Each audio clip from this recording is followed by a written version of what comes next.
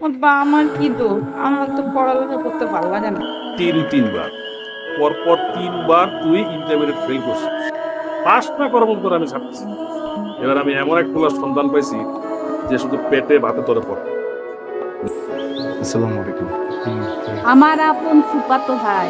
কিছু মনে করবেন না, কাজ আছে তো যেতে হবে। অবশ্যই যাবে। কালকে সকালে উঠে কিন্তু চেহারাটা না, আগামীকাল সকালে স্যার আপনার চেহারাটা যেন আর না দেখা যায় স্যার। আপনি কোন শিক্ষক মানুষ, জ্ঞানী মানুষ, আপনি তো বোঝেন। আমার বিশ্বাস আপনি আমার মামার কাছে এইসব নিয়ে আলোচনা করবেন। স্যার সালাম দাও।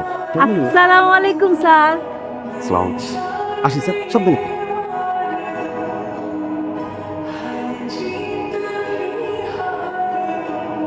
আপনার যেটা কাজ আমার পড়ালেখা শেখানো, সেই কাজটা তো হইতেছে না। আমার তো পড়ালেখা কিছুই হইতেছে না।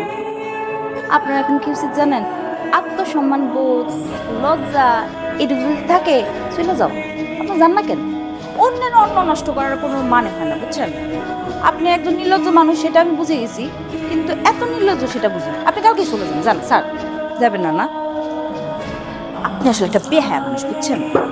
আপনি আসলে বেহায়া। আপনি একটা নির্লজ্জ মানুষ। আপনার লজ্জা শরম নাই, জীবনে হইব না। একটা কথা কি জানেন তো, কোনো যখন আমার টাকা পয়সা হয়ে যাবো তখন একটা বিশাল বড় বাড়ি করবো। ওই জায়গায় আমার মতো যত মানুষজন আছে থাকার জায়গা নেই, খাওয়ানোর সাথে এগুলো আমি ফ্রিতে রাখবো, খাওয়াবো, পড়ালেখা করবো। একটা কথা, পানটা আমার অনেক প্রিয়। কালকে থেকে পানটা দিলে একটা মরিচ, একটা পেঁয়াজ তরকারি দিতে হবে। কান্দা করতেছি না। এই নিন পান্ত খান।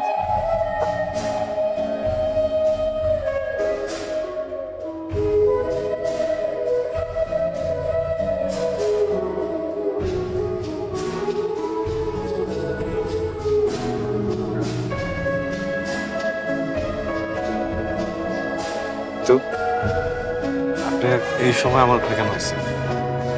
স্যার, আমি না কোনোভাবে এই সূত্রটা মিলাইতে পারতেছি না। আপনি একটু সমাধান করে দিবেন? বাহ, আপনার তো দেখতেছি অনেক উন্নতি হয়েছে।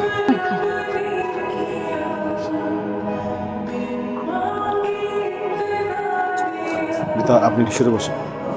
ও হ্যাঁ, একটু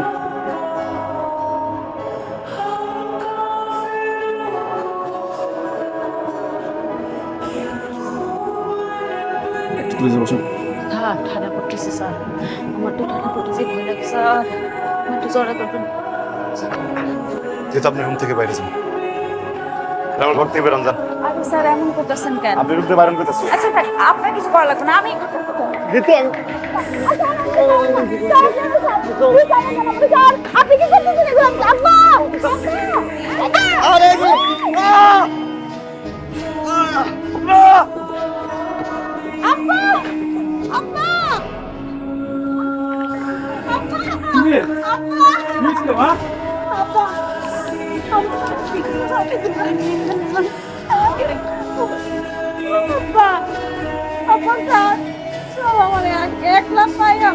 তবে যা বান্ধবদের ধরে নিয়ে আয়। আজকে বাড়িতে বাড়ি করে যা। বাবা, এত সহজ তো ছাড়া যাবে না।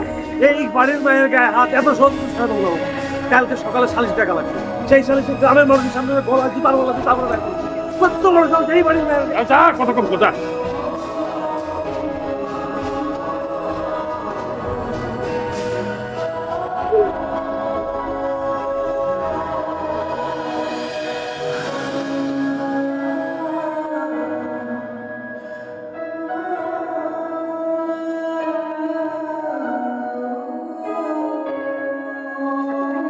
কি রে, কি হয়েছে?